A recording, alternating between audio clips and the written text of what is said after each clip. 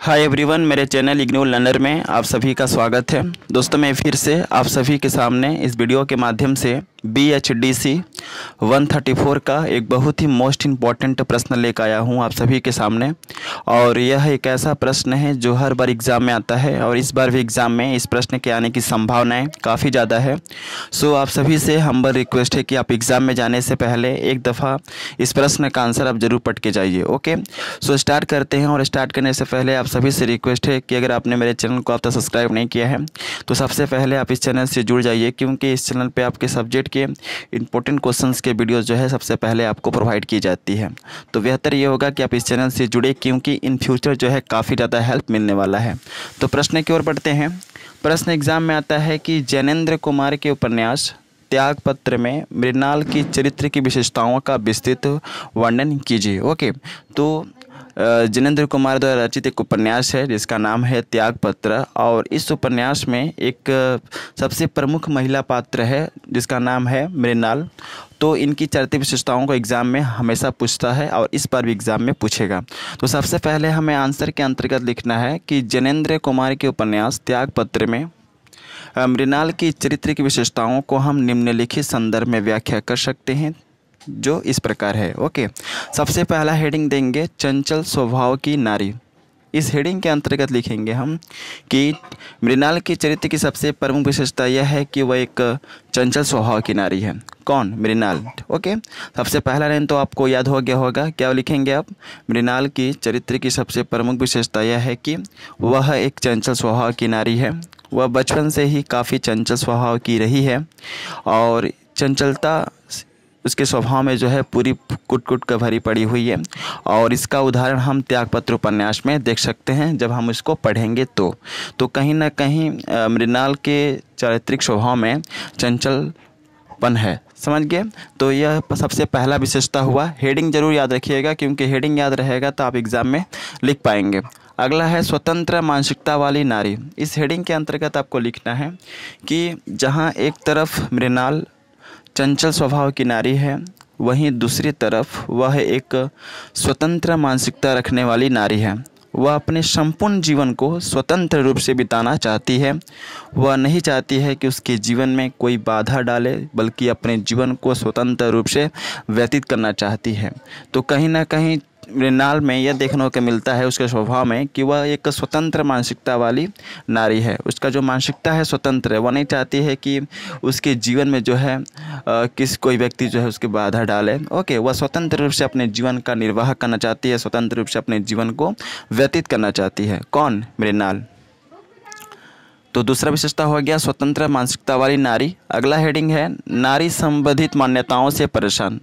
इस हेडिंग के अंतर्गत आपको लिखना है कि मृणाल की चरित्र की दूसरी विशेषता यह है कि जहां वह एक तरफ स्वतंत्र रहकर अपना जीवन व्यतीत करना चाहती है, वहीं दूसरी तरफ मृणाल समाज में बनी हुई परंपराओं और मान्यताओं के कारण वह काफ़ी परेशान है।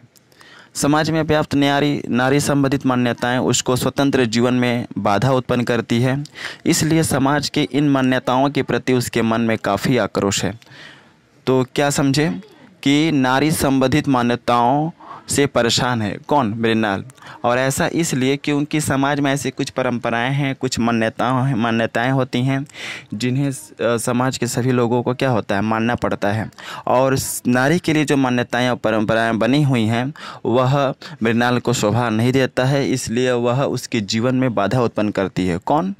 पुरानी मान्यताएँ और जो परंपराएँ हैं मृणाल के जीवन में बाधाएँ उत्पन्न करती है। इसलिए इन मान्यताओं के प्रति उसके मन में जो है आक्रोश है और गुस्सा है।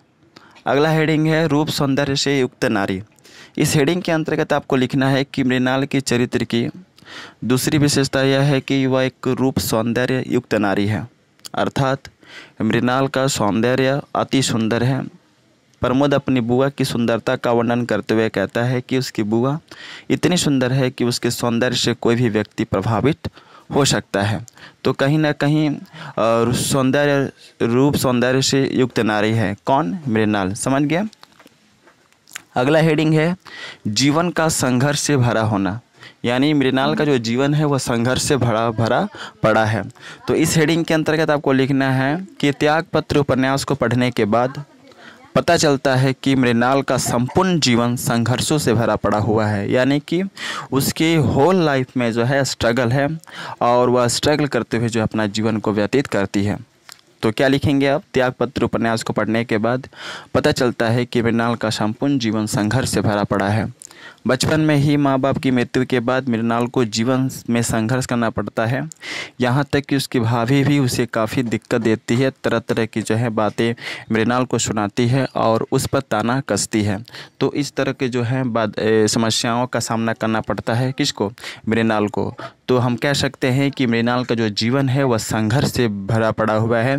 और जब हम त्यागपत्र कहानी को पढ़ेंगे तो यह हमें एहसास होगा कि मृणाल का जो जीवन में जो है बहुत सारा संघर्ष है और उन सभी संघर्षों का सामना करते हुए जो है वह अपना जीवन को व्यतीत करती है। अगला हेडिंग है पतिव्रता नारी।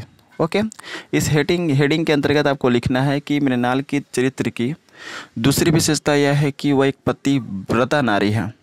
ओके, मृणाल का विवाह जो है ऐसे व्यक्ति से करा दिया जाता है जो उम्र में उससे काफ़ी बड़ा होता है, फिर भी मृणाल को किसी भी प्रकार का दुख नहीं होता है। इस बात का एहसास नहीं होता है उसे कि उसकी जो विवाह है एक अधेड़ उम्र के व्यक्ति के साथ कर दिया गया है, बल्कि अपने पति के साथ पतिव्रता धर्म को निभाना चाहती है।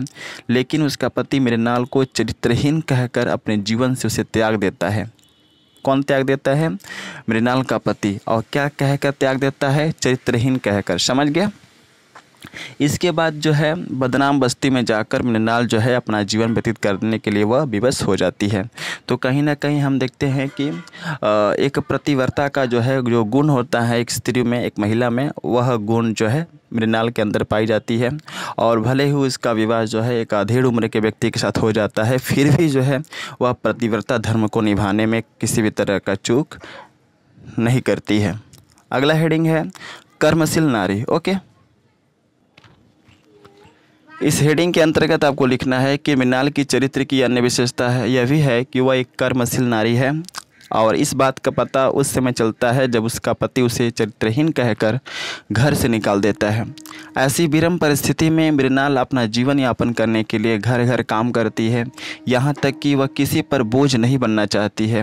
इस बात से पता चलता है कि वह एक कर्मशील नारी है। ओके, तो आई थिंक आप लोगों को समझ में आ गया होगा कि त्यागपत्र उपन्यास में मृणाल की क्या चरित्र विशेषताएँ हैं। और ये काफ़ी ज़्यादा इंपॉर्टेंट क्वेश्चन है, हर बार परीक्षाओं में आता है। सो आप इस वीडियो को लाइक कीजिए, शेयर कीजिए। और अगर आपको इसका PDF चाहिए तो आप एक विशेषता और लिख सकते हैं, स्वाभिमानी नारी। ओके, इस हेडिंग के अंतर्गत आपको लिखना है कि मृणाल एक स्वाभिमानी नारी है। जब मृणाल का पति उसे अपने घर से त्याग देता है तब वह अपने घर जाकर महसूस करती है कि कोई भी लड़की शादी के बाद पराई हो जाती है।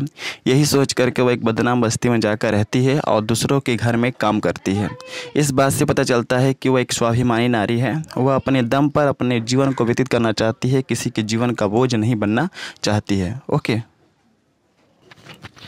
अगला हेडिंग है भारतीय नारी। इस हेडिंग के अंतर्गत आपको लिखना है कि मृणाल एक भारतीय नारी है। वह भारत के धर्म और संस्कृति पर विश्वास रखती है। वह मानती है कि त्याग और बलिदान एक स्त्री का धर्म होता है और वह इस धर्म को किसी भी परिस्थिति में मनुष्य को अपनाना चाहिए, उससे विमुख नहीं होना चाहिए। तो कहीं ना कहीं इस बात से पता चलता है कि वह एक भारतीय नारी है। अगला हेडिंग लिखेंगे आत्मसंस्कार और समर्पण की मूर्ति। इस हेडिंग के अंतर्गत आपको लिखना है कि मृणाल की दूसरी विशेषता यह है कि वह एक आत्मसंस्कार और समर्पण की मूर्ति वाली महिला है। वह समाज का विरोध नहीं करती है और ना ही समाज की मान्यताओं को तोड़ना चाहती है, बल्कि वह सीधे तौर पर आत्मसंघर्ष करना चाहती है, भले ही उसे कितना भी उत्पीड़न क्यों न सहना पड़े। तो यह रहा मृणाल की चारित्र्य विशेषताएं और हर बार एग्जाम में आता है। ओके, और अगर आपको इसका PDF चाहिए तो आप टेलीग्राम चैनल से जुड़ सकते हैं। वीडियो के डिस्क्रिप्शन में टेलीग्राम चैनल का लिंक है, आप उस लिंक पर क्लिक करके टेलीग्राम चैनल से जरूर जुड़े। सो मिलते हैं नेक्स्ट वीडियो में इसी तरह के इंपॉर्टेंट क्वेश्चन के साथ। So best of luck for all of you for your exam and thanks for watching my video. जय हिंद, वंदे मातरम।